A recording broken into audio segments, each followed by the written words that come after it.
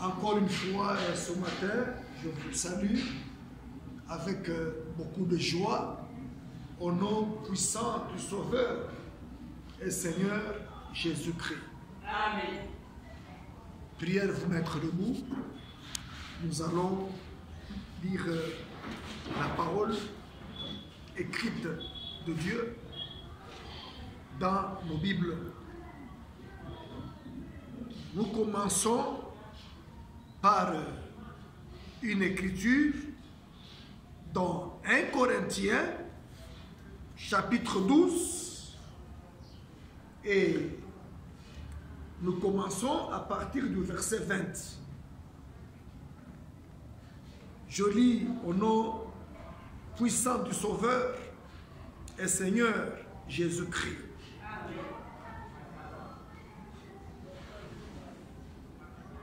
Je répète bien, 1 Corinthiens, chapitre 12, et nous commençons à partir du verset 20. Maintenant donc, il y a plusieurs membres et un seul corps.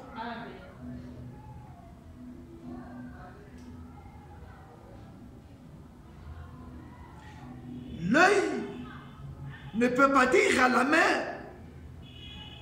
je n'ai pas besoin de toi.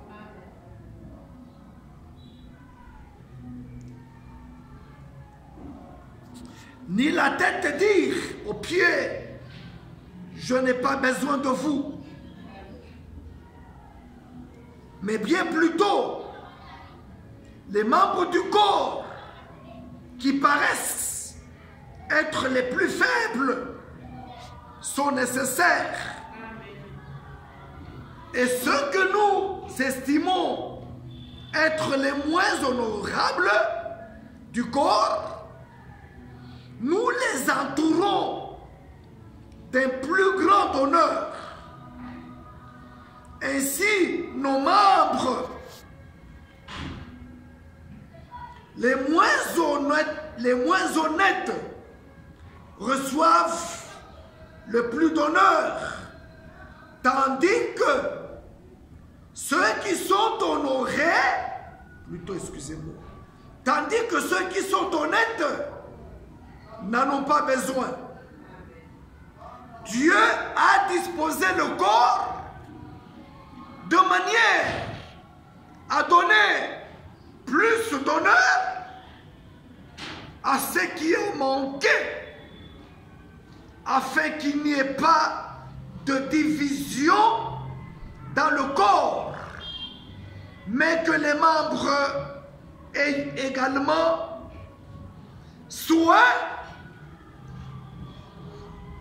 les uns des autres. Et si un membre souffre, tous les membres souffrent avec lui. Reviens à ta place. Si un membre souffre, tous les membres souffrent avec lui. Amen. Et si un membre est honoré, tous les membres se réjouissent avec lui.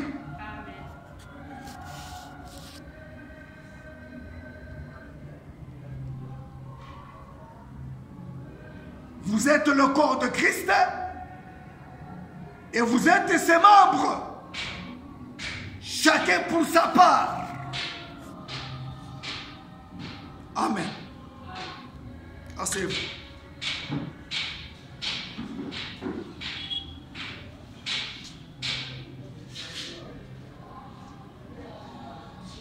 Comme nous venons de le chanter,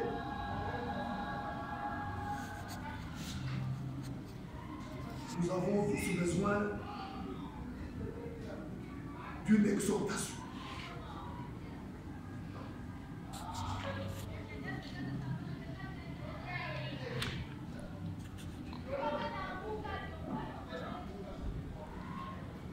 Et cette exhortation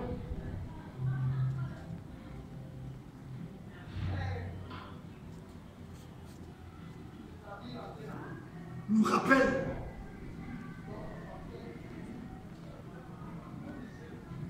et à moi qui parle et à vous, auditoire visible et à tout auditoire invisible qui me suivent maintenant sur YouTube. Cette exhortation ne vient pas de moi, mais elle vient de Dieu. Et elle est basée sur l'amour, comme nous venons de le chanter.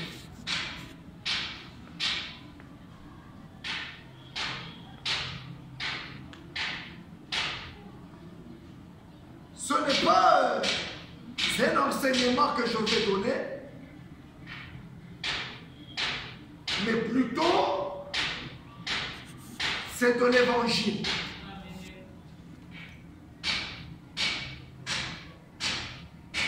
Et vous savez, l'évangile culpabilise le pécheur.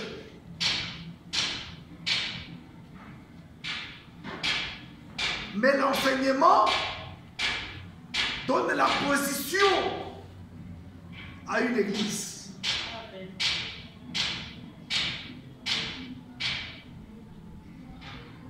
Ne faites pas attention à ces bruits-là. Soyez concentrés sur la parole.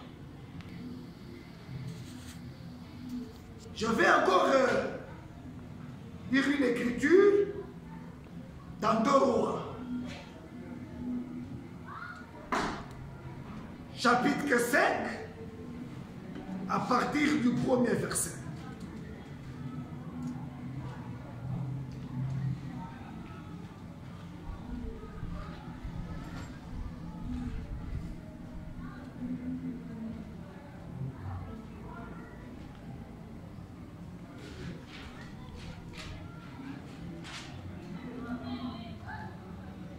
Deux Rois, chapitre 5.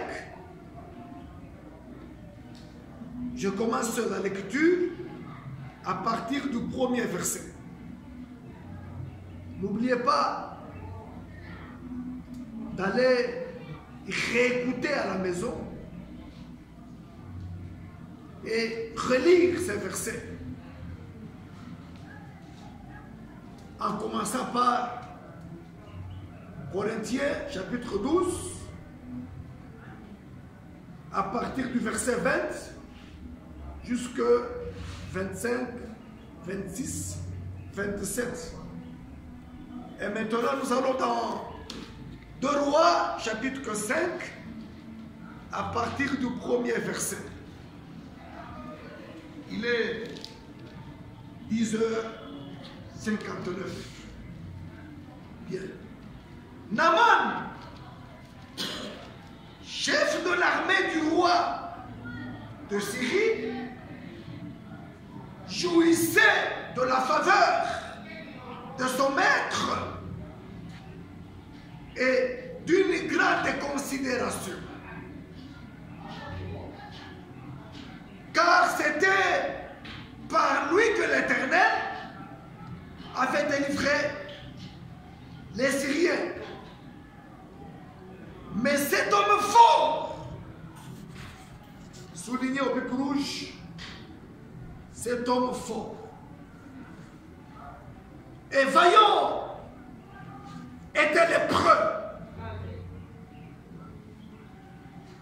Or les Syriens étaient sortis par troupes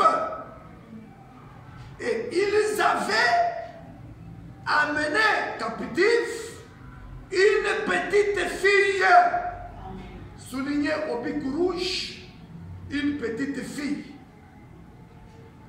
du pays d'Israël qui était au service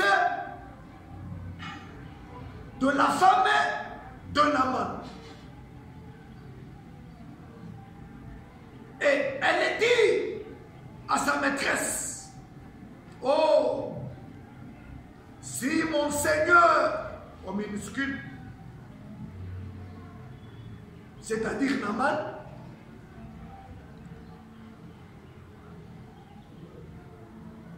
était auprès du prophète qui est à Samarie. Le prophète le guérirait de sa lèpre.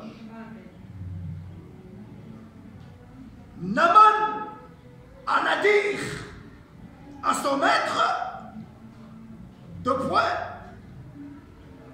la jeune fille du pays d'Israël a parlé de telle et telle manière. Et le roi de Syrie dit, va, rends-toi à Samarie et j'enverrai une lettre au roi d'Israël. Il partit, prenant avec lui 10 talents d'argent, 6000 cycles d'or et 10 vêtements de rechange. Il porta au roi d'Israël la lettre où il était dit, de point, maintenant, quand cette lettre te sera parvenue, tu sauras que je t'envoie Naaman, mon serviteur, afin que tu le guérisses de sa lèpre.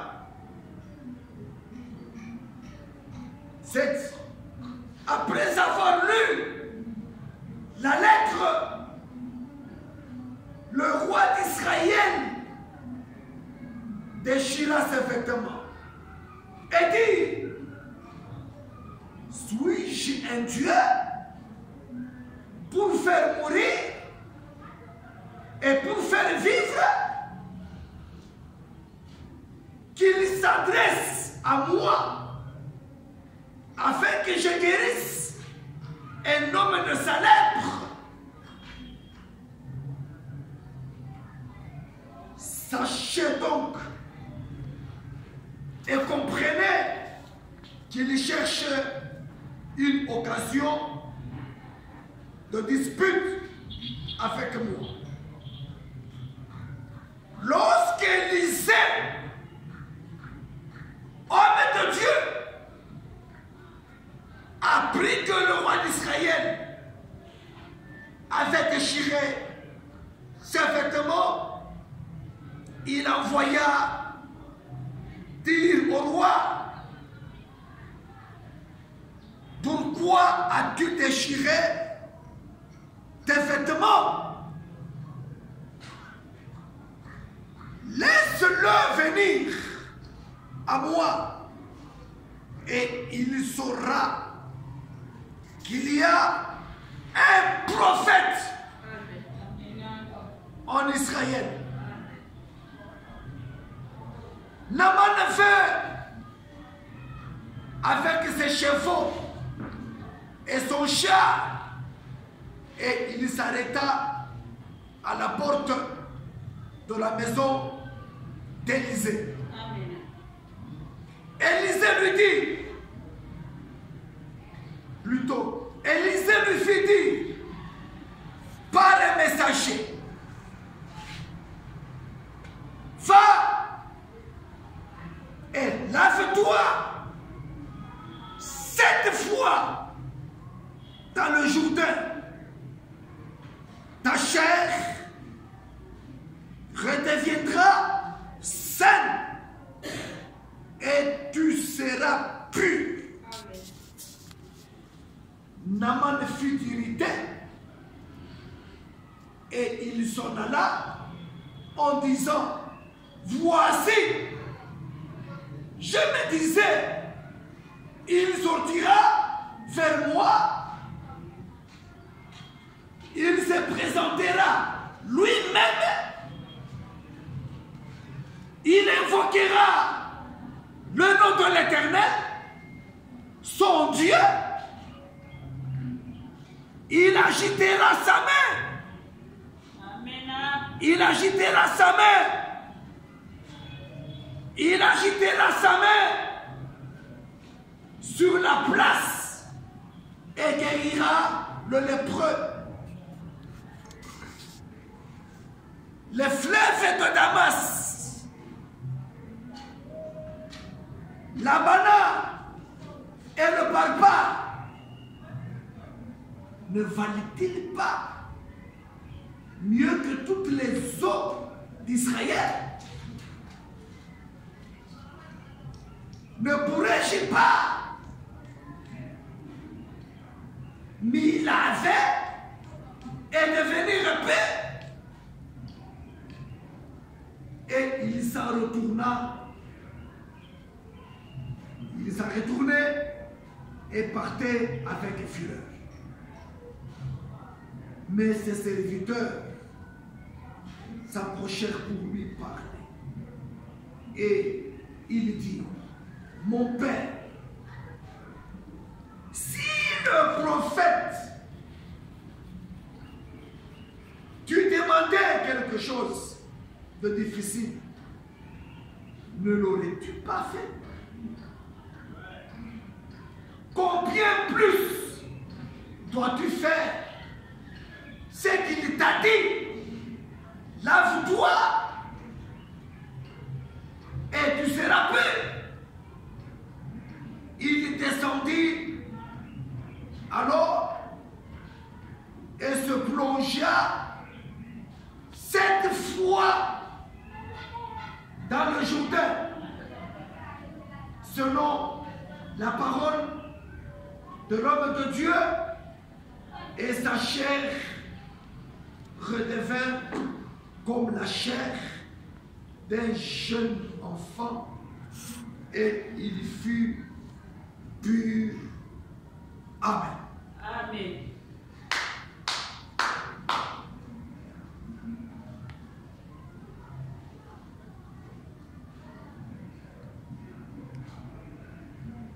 Puisse le Seigneur, le Sauveur Jésus-Christ, ajouter des bénédictions à la lecture de sa parole. Amen. Retenons très bien qu'il est parlé de Naaman.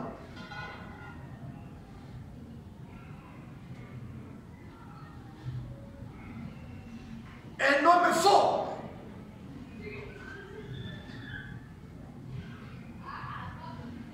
Un homme fort, dit la Bible. Mais il était lépreux.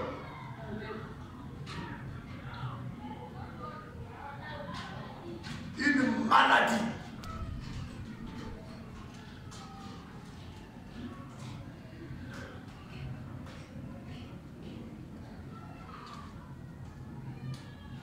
Il est parlé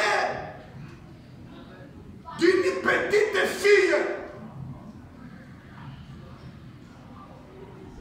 Une petite fille.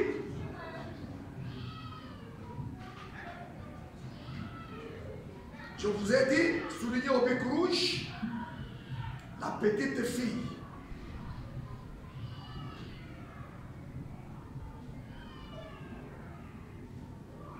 Cette petite fille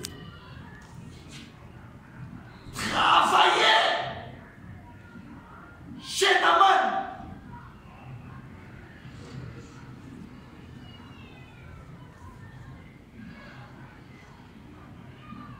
Elle était en bonne relation avec sa maîtresse.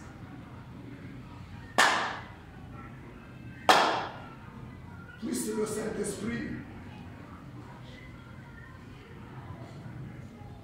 nous ouvrir tous l'esprit afin de comprendre le message qui est là-dedans. Je reprends. Cette petite fille était en très bon terme avec la maîtresse.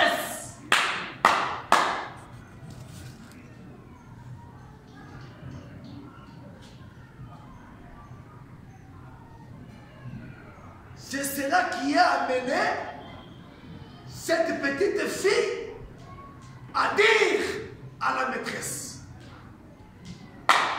si mon Seigneur, au minuscule, c'est-à-dire Naaman, un homme fort,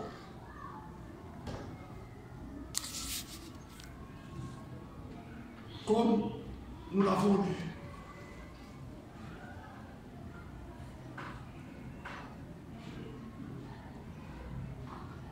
je voudrais aller tout droit au but pour gagner du temps.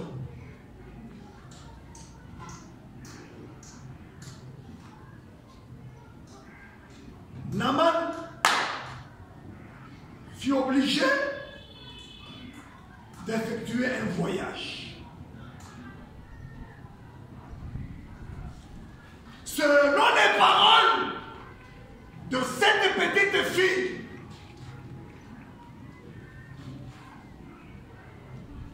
qui paraissait peut-être inutile.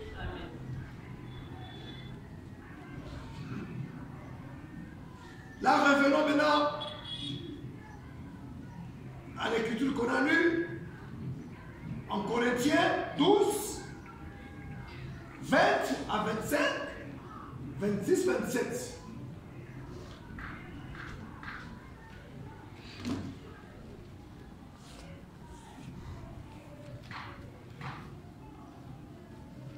Et il est parlé dans cette écriture, dans ce verset, des prophètes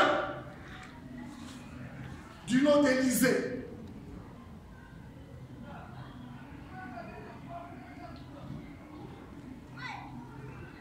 Naaman, accompagné de ce serviteur, effectua un voyage.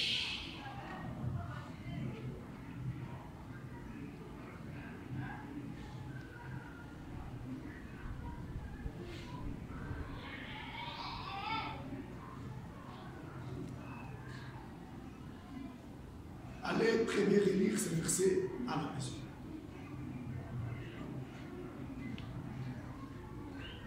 Il est parlé dans ce verset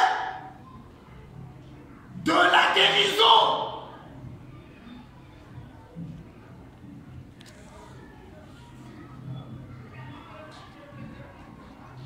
De Naaman. Bien qu'il fût un homme fort, mais il était lépreux.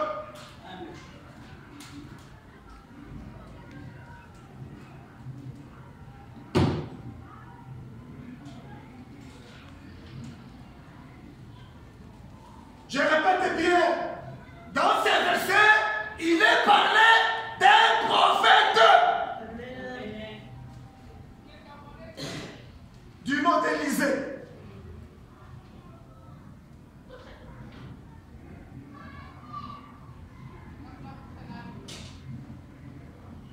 Un homme qui reçut une double portion de la puissance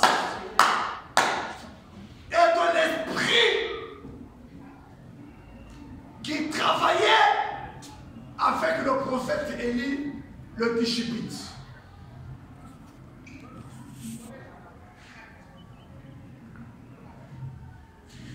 Très bien.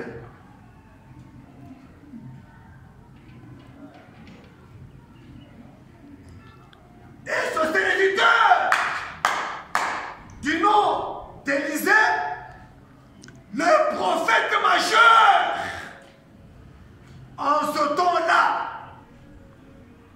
il avait des serviteurs.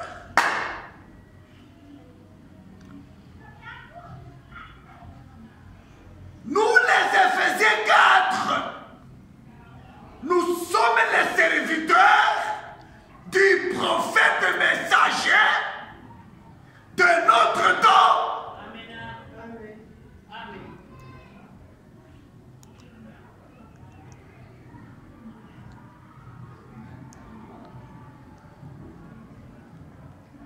Comme la Bible le dit très bien,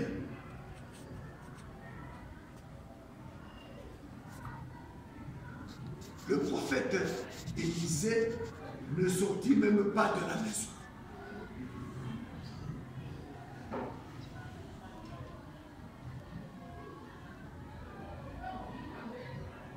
Comprenez à partir de ce verset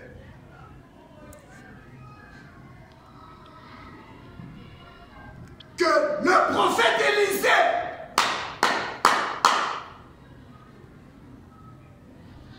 pria Dieu, pria l'Éternel Dieu.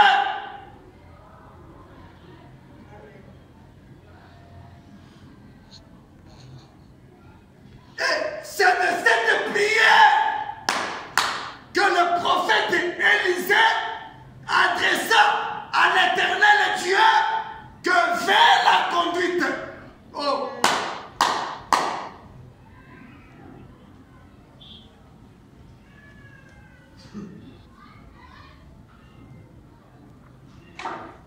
C'est un type.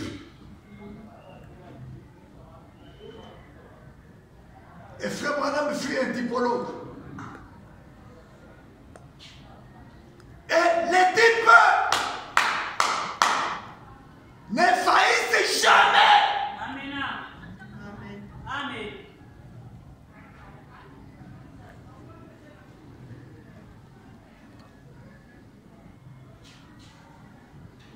Une conduite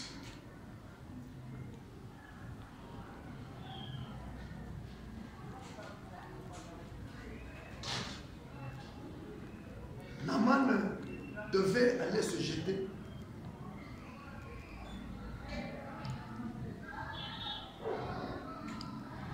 Non pas dans n'importe quel fleuve.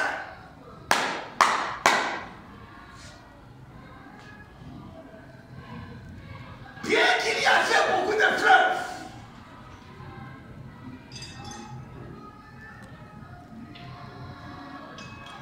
Que celui qui a les oreilles entende ce que l'Esprit est en train de dire à l'Église. Amen. Amen.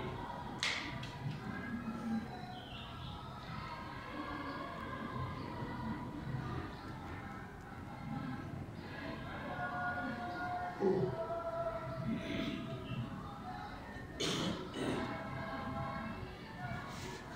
Naaman devait aller se jeter, non pas dans n'importe quel fleuve. Comprenez ce que la Bible veut dire. Amen.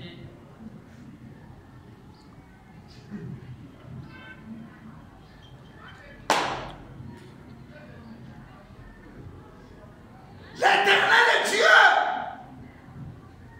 fut précis dans sa conduite. Amen. Naaman devait aller se jeter dans les eaux du Jourdain. Amen. Et combien de fois 7 fois. Amen. Amen. 7 qui est le chiffre Amen. de l'achèvement. Amen. Je répète bien. 7 qui est le chiffre de l'achèvement. Amen.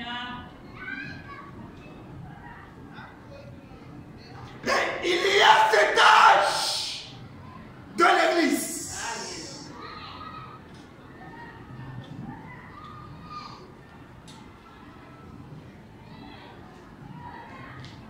Et chaque église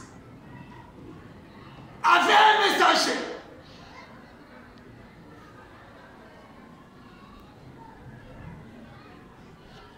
Et nous vivons maintenant dans le 7e âge de l'Église.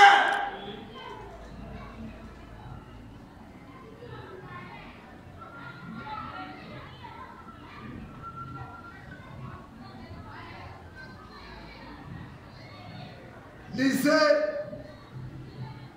les Saintes Écritures dans Apocalypse.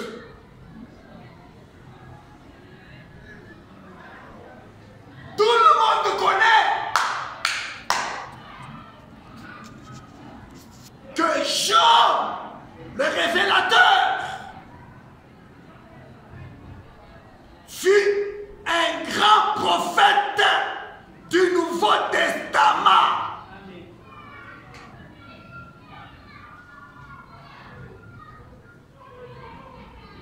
Il déclare ceci en Apocalypse 10, verset 7, pour aller tout droit au but. Au jour de la voix du 7e ange, c'est la Bible.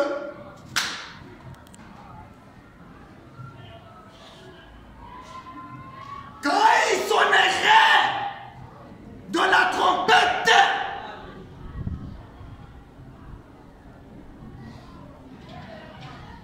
le mystère de Dieu s'accomplirait comme il l'annonça à ses serviteurs les prophètes.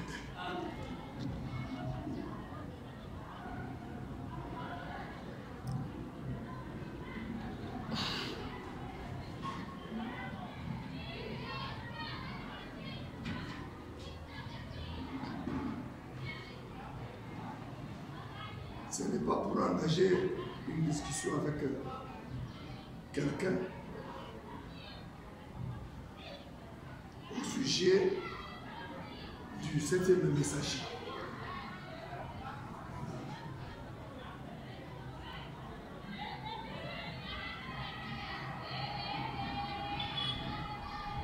Mais c'est pour néanmoins apporter la vérité. Et toute la vérité est le plein évangile de la Bible. Puisqu'il est écrit, quelque part, mon peuple meurt, faute de connaissance.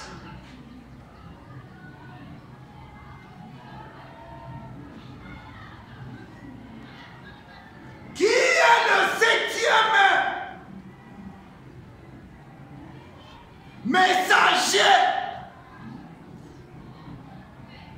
Puisque nous vivons au jour de la voix du 7e ange. Amen. Apocalypse 10, verset 7.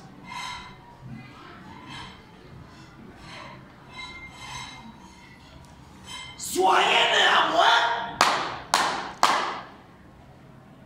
croyants de la Bible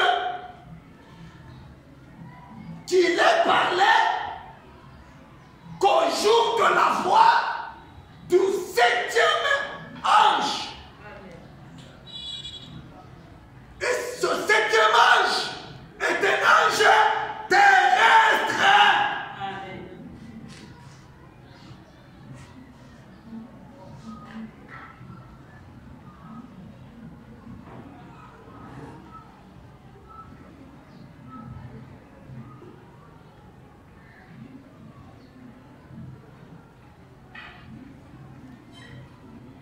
Si l'on peut remonter un peu en haut.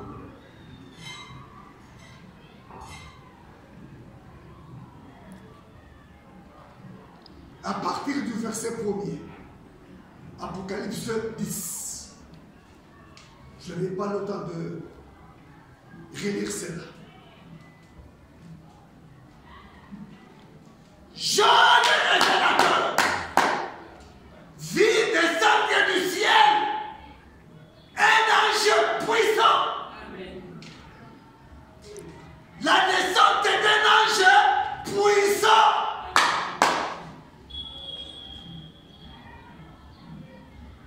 Au-dessus de tous les anges. Amen.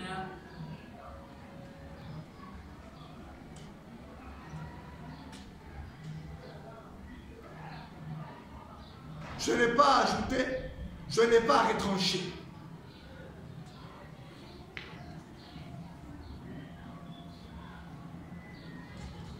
Son visage brillait comme le soleil.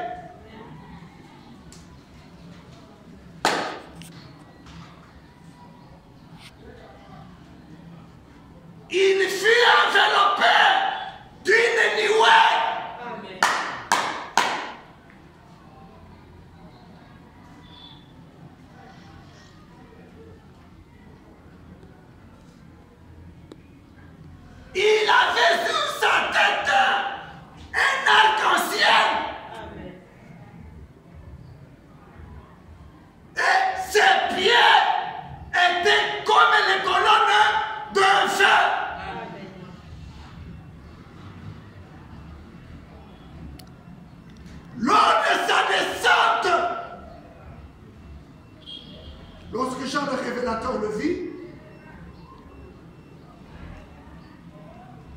Il avait un pied sur la mer. Il avait un pied sur la terre.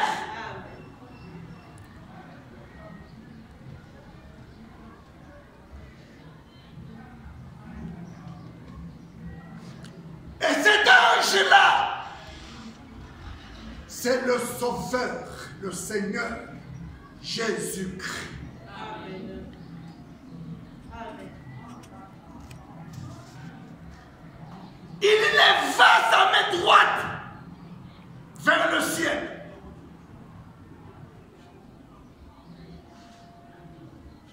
Il jura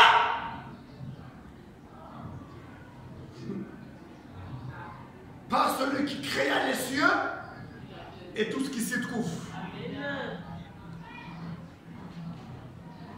Il jura par celui qui créa la terre et tout ce qui s'y trouve. Amen. Il jura par celui qui créa les mers et tout ce qui s'y trouve qu'il n'y a plus de temps. Amen. Amen. Qu'il n'y a plus de délai. Les paroles de l'ange que Jean vit descendre du ciel.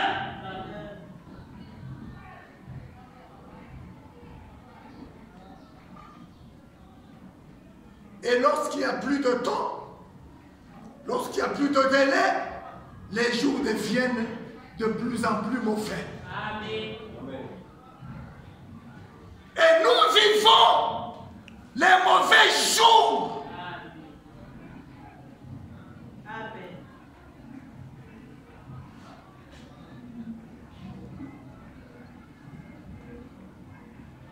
Je vais répéter mon prophète William Branham.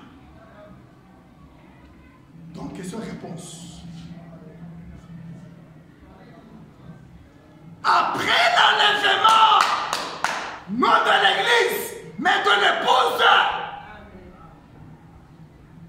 ce n'est pas l'église qui ira dans l'enlèvement, mais l'épouse du Sauveur et Seigneur Jésus-Christ, c'est son épouse qui ira dans l'enlèvement. Et dans l'église, il y a toujours trois sortes de croyants. Amen. Amen. Les incrédules sont là. Amen. Ils viennent aussi à l'église. Amen. Les soi-disant croyants sont là. Ils viennent aussi à l'église. Toi, es-tu quelle sorte de chrétiens et de vrais chrétiens dont la vie c'est abandonner l'assemblée comme c'est la coutume de quelques-uns? Quelle sorte de chrétien es-tu? Un semi-croyant, un soi-disant croyant, un soi-disant frère, une soi-disant sœur, un soi-disant administrateur, un soi-disant diacre, un soi-disant huissier. Oh!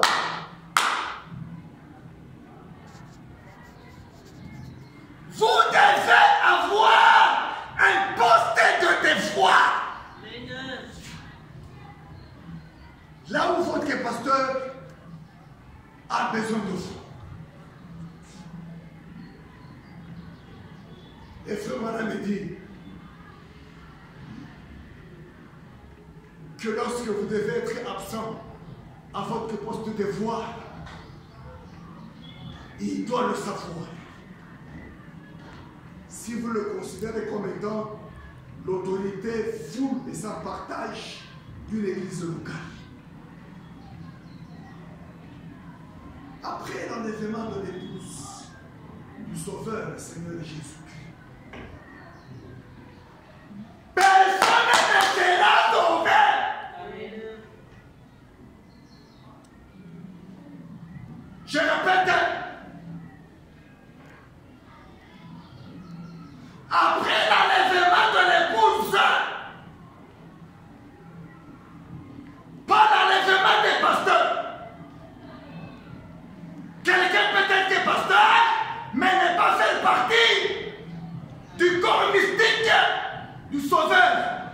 Seigneur Jésus. Il n'est pas parlé de l'enlèvement du pasteur associé. Quelqu'un peut-être que pasteur associé, sans faire partie du corps mystique du Sauveur, Seigneur Jésus. Amen. Il n'est pas parlé de l'enlèvement des diacres, des huissiers, administrateurs ou des vases ou de tous les membres d'une église locale. Il y a toujours deux semences dans une église locale. Une qui vient de Caïen et l'autre qui vient d'Abel.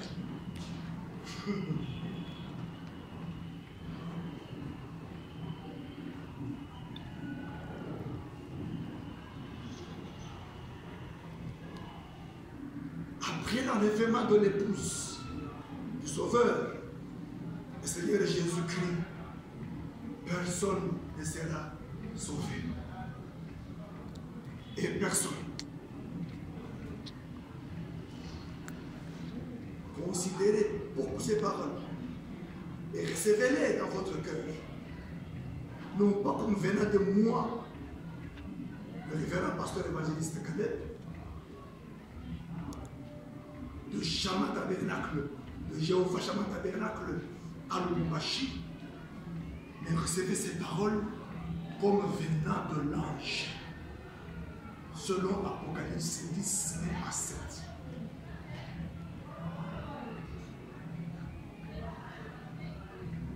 J'ai bien dit, ce n'est pas un enseignement où je n'engage pas une discussion avec quelqu'un d'autre qui m'entend quelque part.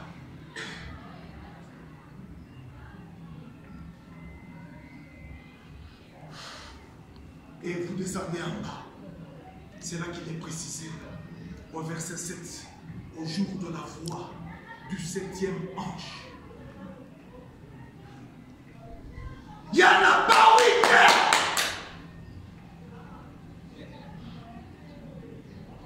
Il n'y a pas 8 âges de l'église.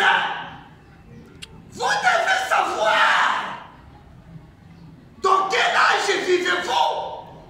Nous sommes au jour de la voix du 7e ange. Oh. Apocalypse 10, verset 7.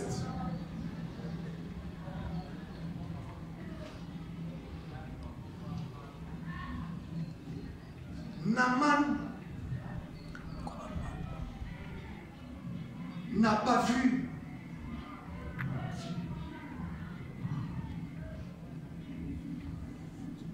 sur place un miracle.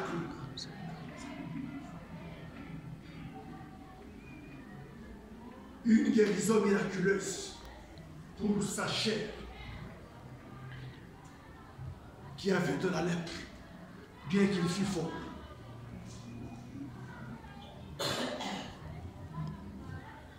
Naaman s'entêta, mais moi je pensais que ce serait le prophète Élisée lui-même qui viendrait vers moi, un homme fort.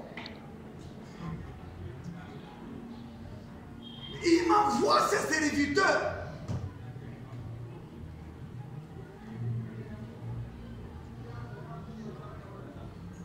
Il m'envoie ses serviteurs comme pour me renvoyer d'aller me jeter cette fois dans les eaux du Jourdain. N'y a-t-il pas d'autres fleuves où il y a les eaux où je peux me jeter et que ma chair redevienne pure, autrement que je palpe la guérison miraculeuse de mon corps? Les serviteurs de Naaman s'approchèrent de lui. Mais qu'y a-t-il de difficile? Homme fort, qu'y a-t-il de difficile si ce n'est qu'aller, si ce n'est que d'obéir Je complète un peu. Le secret d'une guérison miraculeuse, c'est l'obéissance. Le secret d'une pêche miraculeuse, c'est l'obéissance. Et une entière obéissance.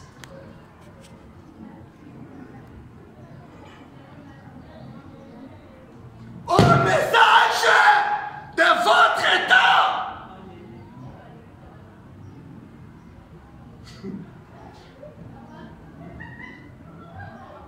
Il est parlé du prophète de ce temps-là en Israël. C'était Élisée. Une entière obéissance au message de votre temps. Puisque ce message de votre temps ne vient pas du messager, homme William Aaron Branham. Si vous lisez bien les Écritures, le prophète Élisée a la prière.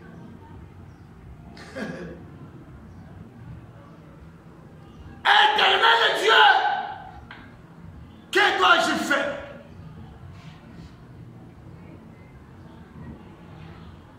D'un homme fort, Naaman, et d'une petite fille faible qui travaillait chez quelqu'un.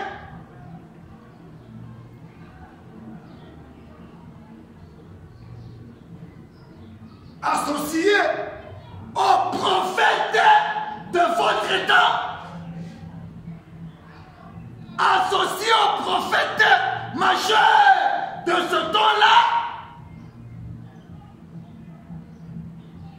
Et ce n'est pas le prophète Élisée qui guérit Naaman. Je répète bien, ce n'est pas le prophète Élisée qui guérit Naaman. Un type que ce n'est pas frère Branham qui guérit ou qui guérissait. L'une des citations les plus célèbres du prophète William Branham, je ne guéris personne. Ésaïe 53 déclare: un seul fut blessé pour nos péchés.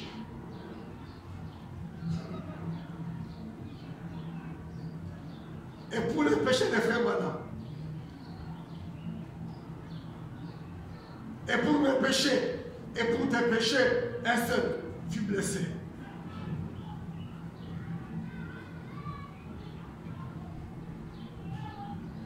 Un seul fut brisé pour nos iniquités.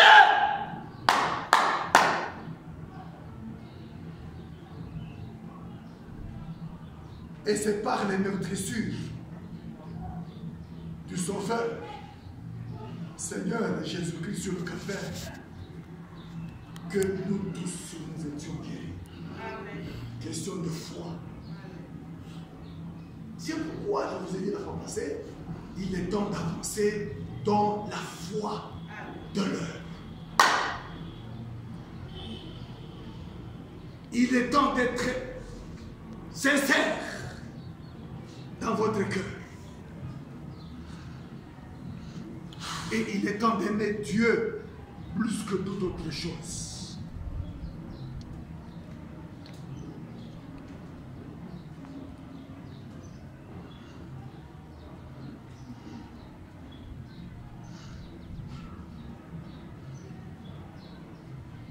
D'où vient l'orgueil? D'où vient l'orgueil?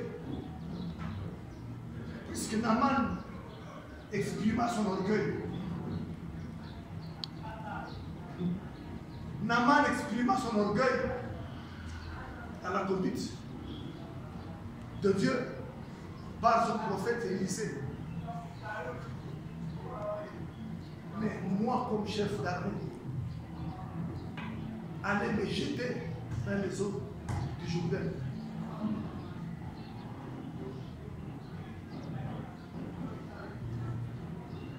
l'expression de l'orgueil.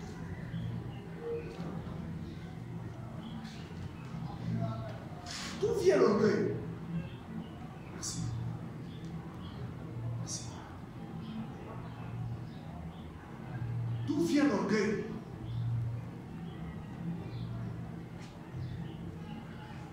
Même quelques pasteurs, révérends pasteurs, sont orgueilleux. Comme Osias. Même quelques pasteurs associés sont orgueilleux. Même quelques diacres sont orgueilleux. Même quelques administrateurs sont aussi orgueilleux. Même quelques vases sont aussi orgueilleux. Et d'où vient l'orgueil?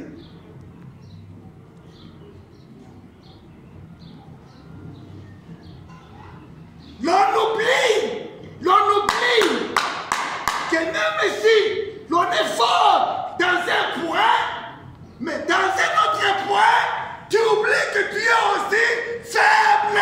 Amen.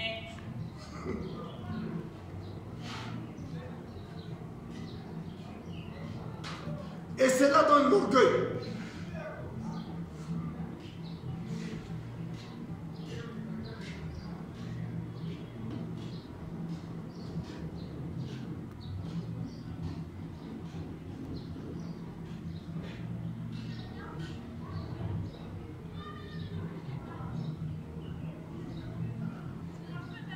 Tu peux être adopté.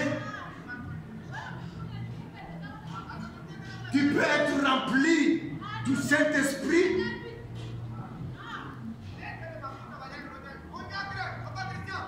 Mais avec une faiblesse quelque part.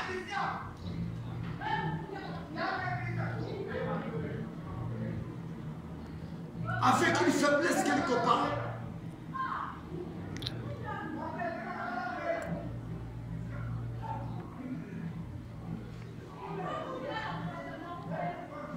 Voyez un peu mon mouchoir dans mon bureau.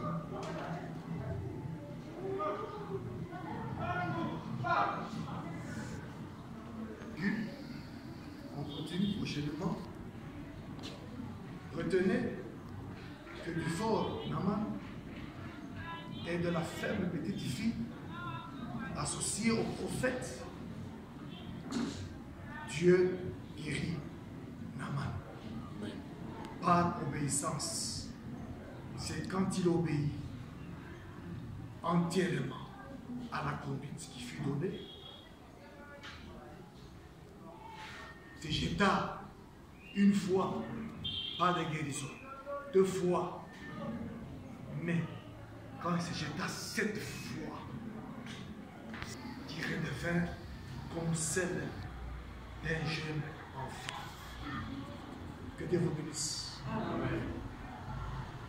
Nous continuerons prochainement. Merci.